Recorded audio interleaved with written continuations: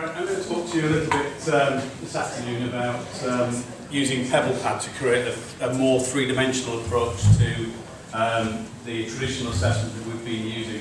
I joined Sheffield Hallam a year ago from clinical practice onto the paramedic course.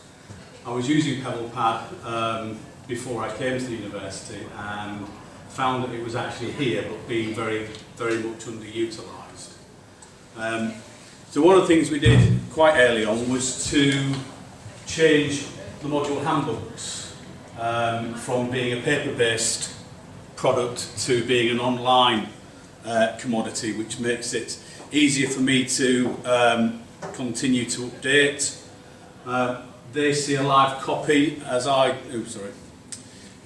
generate it and make changes to it, automatically updates on the version that they see. But what I wanted to introduce you to is the assignment for my module, which is the pathophysiology assignment. Now, up until my taking over the module this year, the students would receive a paper description of a patient or a number of patients, which they would have to then describe the pathophysiology of the presenting condition. It was very difficult to describe and give them all the information they needed. So I was interested in how I could make it more three-dimensional, allow them to get a better grip on what it is the patient's presenting with. So I produced a workbook in Pebblepad, which has an introduction. Because it's multimedia, it allows me to give a video introduction, which they can watch again and again and again. To your left, you'll see 3 tabs: content. Don't need me to explain all that, but there's a video link on there which is embedded in that. They can watch it again and again. So instead of them ringing up and saying, what exactly is it we need to do, they can re-watch it whenever they need to. So it just helps to reinforce the instructions for the assignment. When it comes to the 3 questions, they're listed down the side. Each one, again, has a bit of a multimedia presentation to it.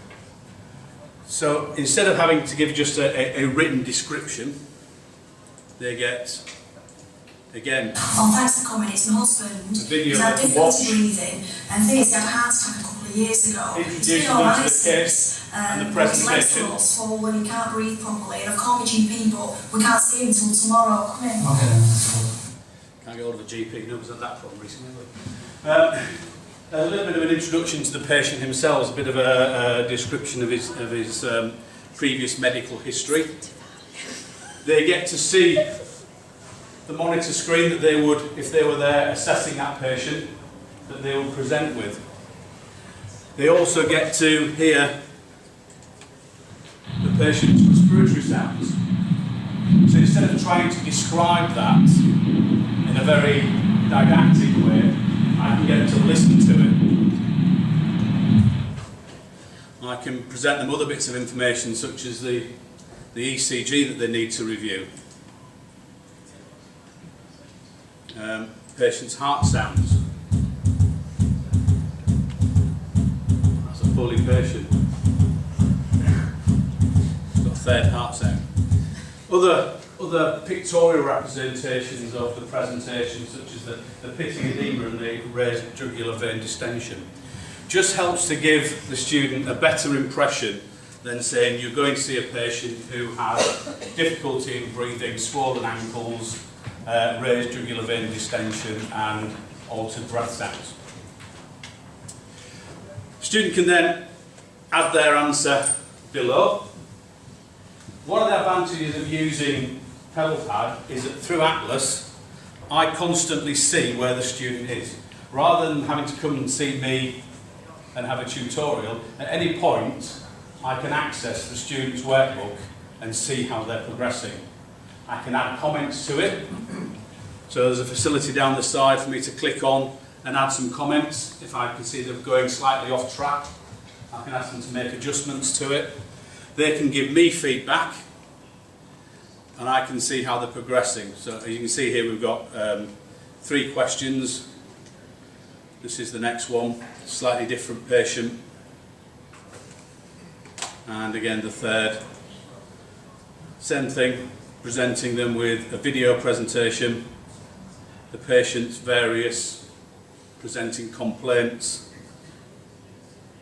This poor guy's had a stroke. And finally, they have access to the marking matrix that gives them some idea how their assignment's going to be assessed.